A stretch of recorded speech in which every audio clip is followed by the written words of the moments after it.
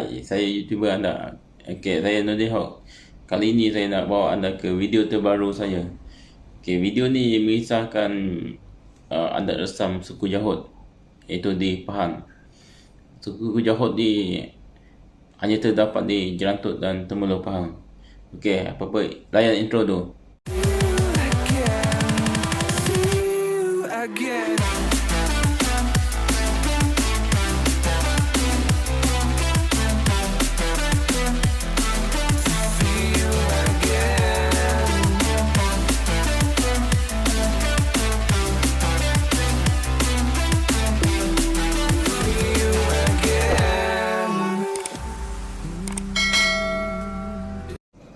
Hai, terima kasih kerana sudi bersama saya. Kita jumpa lagi. Okey, kali ini saya nak kupas lebih lanjut tentang adat pengumuman suku Jahut. Jom. Ini adalah kubur suku kaum Jahut. Ke dalam kubur ini kira-kira 3 kaki. Masyarakat Jahut mengukur panjang si mati dengan sebatang rotan, iaitu untuk memudahkan semata proses pengumuman nanti. Manakala ukuran di kubur akan diukur dan digali lebih daripada ukuran semasa mengukur mayat di rumah, supaya proses pengumuman berjalan dengan lancar. Keluarga si mati akan meletakkan si mati di tempat yang bersih dan elok. Tangan dan kaki si mati akan diluruskan dan ditutup dengan kain. Semasa proses pengumuman dilakukan, si mati dimandikan terlebih dahulu sebelum dikafankan dan dengan kain putih. Kini, proses memandikan si mati akan dilakukan di tanah kuburan kerana terdapat kemudahan air yang disediakan. Ketebalan dan lapisan kain kafan yang digunakan mengikut kemampuan keluarga si mati. Setelah dikafankan, si mati akan diangkat di sekeliling kubur sebanyak 3 kali. Sebelum ditanam, kain kafan di bahagian muka dibuka dan diberi hidu segumpal tanah. Si mati akan ditanam dalam kedudukan terlintang. Mayat lelaki ditanam menghadap matahari terbenam, iaitu menunjukkan arah hulu yang disebut pancur dalam bahasa Jahut. Manakala mayat perempuan pula ditanam menghadap matahari terbit, iaitu menunjukkan arah hilir yang disebut hulam dalam bahasa Jahut. Barang-barang si mati yang tidak digunakan lagi akan diletakkan di atas kubur. Sebahagian disimpan untuk dijadikan kenangan oleh keluarga si mati. Selepas proses pengumuman dilakukan, pihak si mati perlu membuat majlis kenduri di rumah si mati. Terdapat perbezaan tempoh kenduri bagi si mati perempuan dan lelaki. Bagi si mati perempuan, pihak keluarga si mati harus mengadakan kenduri pada hari ke-7. Bagi si mati lelaki pula, pihak keluarga si mati harus mengadakan kenduri pada hari yang ke-6. Kenduri ini akan dihadiri oleh saudara mara dan jiran terdekat. Semasa kenduri ini diadakan, si mati akan dijamu dengan makanan yang dimasak semasa kenduri. Sebelum kenduri, makanan akan dihantar ke kubur dan diletak di atas kubur setiap pagi dan petang. Setelah selesai kenduri, si mati tidak lagi diberikan makanan, kecuali keluarganya bermimpi si mati meminta makanan. Usai kenduri, pihak si mati perlu meletakkan wang upah dalam sebiji pinggan kecil untuk diberikan kepada orang yang menolong ketika proses pengumuman. Ahli keluarga akan memegang puntung api dan membuat 3 pusingan, manakala tukang pikul mayat akan ikut dari belakang membuat 3 pusingan. Setelah itu, mayat akan diletakkan di atas tanah dan diturunkan perlahan-lahan ke liang lahat. Mayat ini akan ditanam dalam kedudukan terlintang. Kerana ini mayat lelaki akan ditanam menghadap matahari terbenam, iaitu menunjukkan arah hulu yang disebut pancur dalam bahasa Jahut. Bahagian kepalanya akan menghadap ke arah matahari terbit, manakala bahagian kakinya akan menghadap ke arah matahari terbenam. Di bahagian kaki akan digali sebuah lubang yang disebut perigi, iaitu simbolik untuk roh si mati bangun semasa dia dahaga. Ini bertujuan untuk mengelakkan roh si mati kembali balik ke rumah minta air. Selepas sehari ditanam, pada keesokan paginya, pihak keluarga akan menghantar makanan kira-kira pada pukul 8 pagi. Setelah itu, mereka akan hantar makanan pada sebelah petang, kira-kira pada pukul 5 petang. Begitulah seterusnya sehingga hari ke-6. Pada hari ke-6, pada sebelah petang akan dilakukan upacara paling os atau dalam bahasa Melayu paling api. Upacara ini untuk memberitahu si mati bahawa pada hari itu sudah genap hari ke-6, iaitu hari yang terakhir makanan akan dihantar. Sebelum pada keesokannya akan diadakan kenduri, iaitu hari penutup untuk adat kematian suku Jahut. Selepas hari kenduri pada hari yang ke-7, si mati jangan tuntut lagi apa-apa makanan atau minuman daripada pihak keluarga, kerana mereka telah melaksanakan adat itu mengikut cara yang betul, seperti yang telah diwariskan oleh nenek moyang mereka. Suku Jahut percaya pada hari ke-7, iaitu selepas hari kenduri, pada sebelah malamnya roh si mati akan pulang ke rumah. Dia akan melihat sanak saudaranya di rumah sebelum dia akan berpindah ke alam lain. Semasa malam mungkin akan kedengaran salakan anjing atau bunyi orang naik tangga masuk ke rumah dan pintu akan terbuka. Kemudian pintu akan tertutup sendiri dan bunyi orang turun tangga. Itu bermaksud si mati sudah pulang ke rumah melihat saudara maranya, anak bininya sebelum dia melangkah ke alam lain. Jadi selepas itu roh si mati sudah tidak ada lagi di kubur. Dia akan berpindah di alam lain.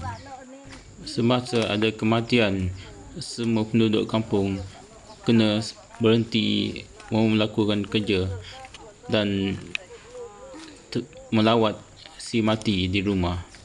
Jika mereka mendapat apa-apa lauk atau perburuan pada hari itu, pada hari ketika kematian, dipercayai bahawa lauk yang mereka dapat itu adalah jelmaan roh daripada si mati.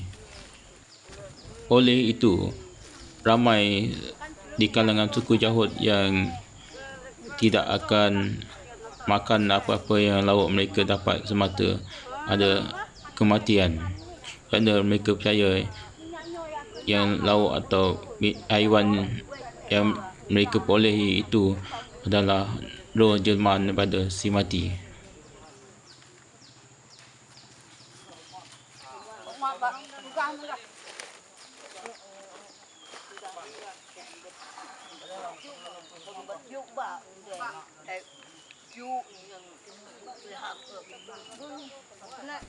Dipercayai semasa meletakkan papan di liang lahat, orang dari kampung lain akan mendengar bunyi seolah-olah macam tanah runtuh. Ini menunjukkan bahawa orang yang meninggal tadi sudah selamat dikebumikan. Biasanya setiap kali selepas kematian suku Jahut, keadaan akan hujan pada sebelah petang. Mungkin akan lebat atau hujan renyai-renyai saja. Itu menandakan tangisan untuk si mati.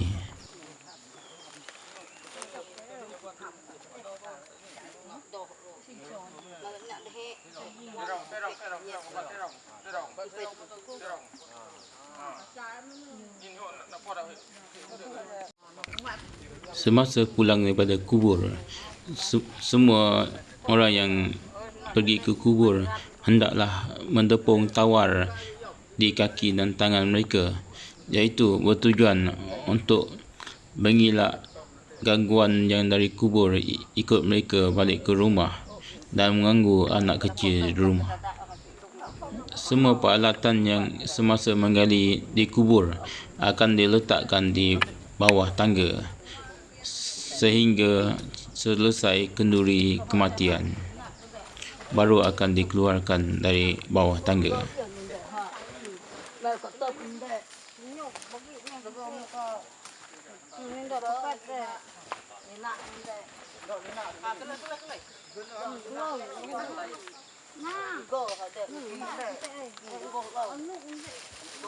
Pasangan yang bercerai mati dibenarkan berkahwin lain jika telah jatuh talak yang dilakukan oleh si mati. Jika isteri yang mati, pihak isteri perlu memberikan sebiji pinggan dan wang sejumlah RM5 kepada suami si mati. Jika suami mati, pihak suami perlu memberikan pinggan dan wang itu kepada isteri. Dalam masyarakat Yahud, pihak si mati perlu mengeluarkan wang kerana si mati yang meninggalkan pasangannya. Selesai proses ini, maka jatuhlah talak kepada suami atau isteri yang masih hidup. Setelah itu, pasangan yang ditinggalkan bebas dan boleh berkahwin semula dengan orang lain setelah berbincang dengan wali si mati. Bagi suami isteri yang ingin bercerai hidup, mereka harus merujuk dan berbincang dengan wali masing-masing. Wali akan menentukan denda bagi pihak yang bercerai mengikut kesalahan yang dilakukan. Jika seorang wali memberikan denda seperti bilang lantai dan bilang atap, bermakna denda itu berat dan tidak boleh dibayar dengan nyawa. Pelbagai cara digunakan oleh masyarakat dahulu untuk menyatakan penghargaan dan kasih sayang terhadap ahli keluarga yang sudah meninggal dunia. Kebanyakan mereka akan memberi pelbagai peralatan sebagai bekalan, malah tidak kurang pula yang menghias cantik keranda sebagai penghormatan untuk perjalanan yang kekal abadi. Suku Yahud di Pahang, mereka membina penanda kubur berbentuk piramid yang mirip piramid tinggalan Puak Mayan dan Aztec di Mexico serta Guatemala. Penanda kubur itu yang disebut galang. Keranda yang digelar-galang ini disusun secara bertingkat. Pada kebiasaannya, ia menggunakan 16 batang kayu utama. Kerja menyiapkan keranda dan penanda kubur tersebut dilakukan selepas hari ketiga kematian. 4 batang kayu di bahagian paling atas akan diukir dengan pelbagai motif yang menjadi simbol membezakan mayat lelaki dan perempuan. Lazimnya, mayat lelaki akan ditanam mengikut arah matahari terbenam, manakala ukiran berbentuk silinder yang dipanggil gunung berangkat diukir pada kerandanya. Di mayat perempuan pula, si mati akan ditanam menghadap matahari terbit dengan ukiran kerandanya merupakan hiasan mendatar digelar sekapur sirih.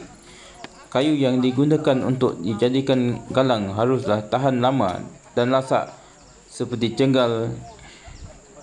Perigi turut digali pada bahagian kaki kubur kerana ia dipercayai dapat memudahkan si mati bangun untuk minum air kerana kehausan. Masyarakat Yahud turut mengadakan kenduri buat si mati selepas 7 hari kematian. Semasa dikebumikan, si mati akan dikebumikan dengan pakaian baru berwarna putih, manakala barangan peribadi dan peralatan lain diletakkan di atas para di sekeliling piramid. Sebenarnya, tidak kira mayat itu lelaki atau perempuan, bergantung pada si mengukir mahu ukiran jenis motif yang dia mahu.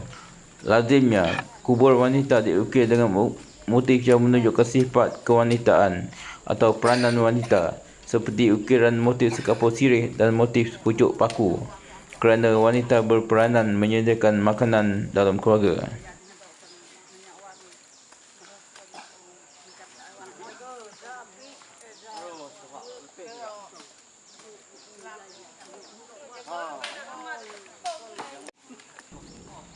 Apabila berlaku kematian, si mati tidak dikebumikan serta-merta. Sebaliknya, ditangguhkan semalaman supaya saudara mara dan sahabat handai yang tinggal berjauhan sempat menjarahi si mati. Pada malam kematian, saudara mara akan berkumpul dan berjaga di rumah si mati. Keluarga si mati akan meletakkan si mati di tempat yang bersih dan elok. Tangan dan kaki si mati akan diluruskan dan ditutup dengan kain. Keesokan pagi, barulah proses pengumian dilakukan.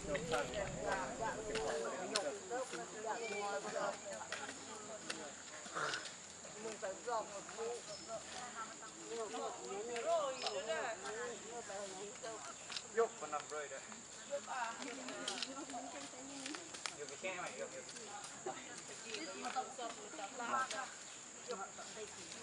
ส่เนื้อเอาหมดเองใส่ละไปรถตัดแยกกบchẳng hoang yang hidup cái ở mạc rồi cơm cơm là